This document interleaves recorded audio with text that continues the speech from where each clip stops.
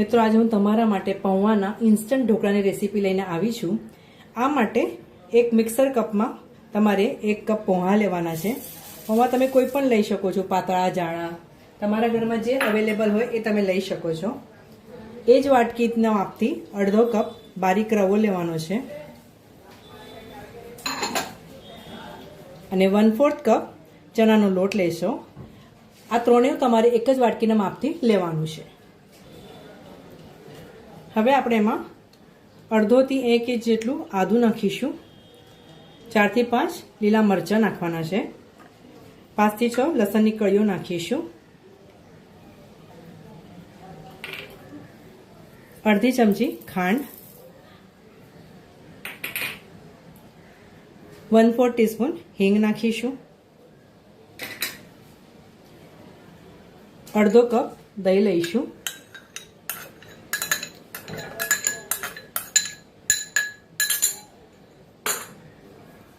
સ્વાદ પ્રમાણે મીઠું નાખવાનું છે। ત્યારબાદ આપણે એમાં થોડું પાણી નાખીને ગ્રાઇન્ડ કરીશું।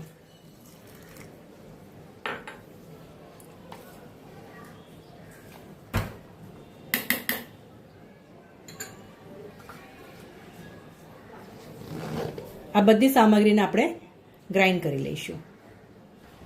મિત્રો, ગ્રાઇન્ડ કરતી વખતે મેં થોડું જ પાણી નાખ્યું હતું। આ મિશ્રણ થોડું ગાઢું લાગે છે। હવે આપણે એમાં થોડું પાણી એડ કરીશું। અહીંયા મેં અડધો કપ દહીં અને 1 કપ પાણી લીધેલું છે। તમે આ જ પ્રમાણથી લેજો। મિત્રો, આ ઢોકળા એકદમ ઇન્સ્ટન્ટ છે।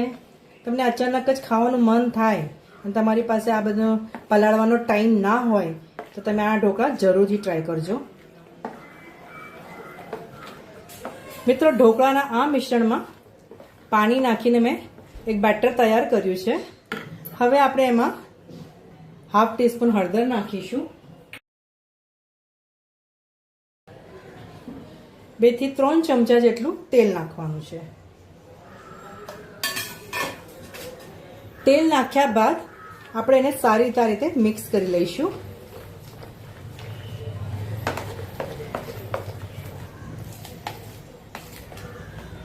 મિક્સ કર્યા બાદ તમારે આ મિશ્રણને ઢાંકીને 10 મિનિટ માટે રેસ્ટ થવા દેવાનું છે। હવે આપણે ઢાંકીને 10 મિનિટ માટે આ રીતે રહેવા દઈશું। 10 મિનિટ થઈ ગઈ છે। હવે આપણે એમાં 1 પેકેટ ઈનો નાખીશું। ઈનો નાખ્યા બાદ ઉપર થોડું પાણી નાખીશું અને સરસ રીતે મિક્સ કરી લઈશું। આ રીતે એક જ ડિરેક્શનમાં એને સરસ આ રીતે ફેરવતા જવાનું અને મિક્સ કરી લઈશું। હવે આપણે આ ઢોકળાને સ્ટીમ કરવા માટે મૂકીશું। હવે આપણે એક કઢાઈમાં આ રીતે નીચે પાણી ગરમ કરવા માટે મૂકવાનું છે। આ રીતે આપણે સ્ટેન્ડ મૂકીને પાણી ગરમ કરવા માટે મૂકીશું અને આ રીતે એક વાસણ મૂકવાનું છે। વાસણને તમારે તેલથી ગ્રીસ કરી લેવાનું છે। હવે આપણે એમાં તૈયાર કરેલું મિશ્રણ નાખીશું।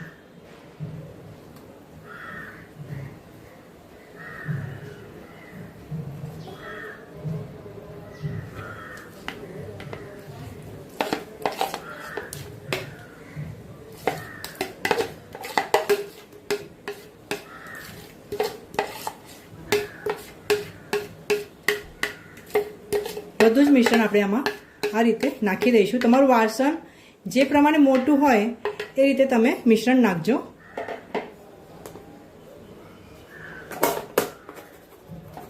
આ રીતે હલાવી લઈશું એટલે એમાં કોઈ હવા રહી હોય તો નીકળી જશે।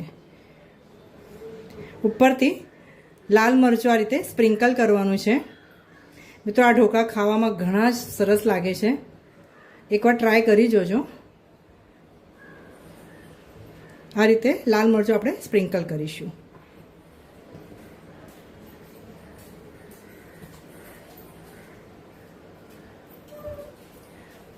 કવર કરીને 20 મિનિટ માટે આ ઢોકળાને તમારે સ્ટીમ થવા દેવાના છે। ગેસની ફ્લેમ આપણે મીડિયમ રાખીશું। 20 મિનિટ થઈ ગઈ છે। હવે આપણે ઢાંકણ ખોલીને ચેક કરી લઈશું આપણા ઢોકળા સ્ટીમ થયા છે કે નહીં. આ રીતે ટૂથપીકની મદદથી તમારે ચેક કરી લેવાનું. તમે જોઈ શકો છો ટૂથપીક આપણી એકદમ સાફ બહાર આવી છે, એટલે તમારા ઢોકળા સરસ કૂક થઈ ગયા છે. હવે ગેસની ફ્લેમ આપણે બંધ કરીશું. મિત્રો હવે આ ઢોકળાને આપણે વઘાર કરીશું.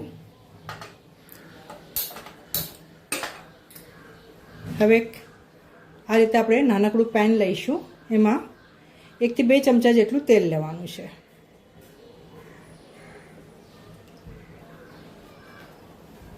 તેલ હવે આપણે ગરમ થવા દઈશું. તેલ ગરમ થાય કે 1 ચમચી જેટલી રાઈ નાખીશું.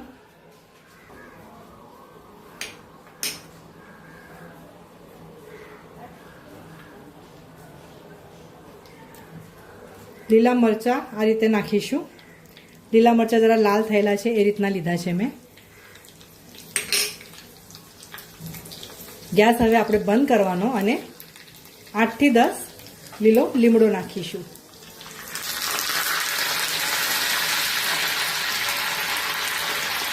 તૈયાર કરેલા ઢોકળા ઉપર આપણે આ રીતે ઝીણા સમારેલા લીલા ધાણા નાખવાના. આ રીતે લીલા ધાણા નાખશો ને તો ઢોકળા દેખાવમાં સરસ લાગે.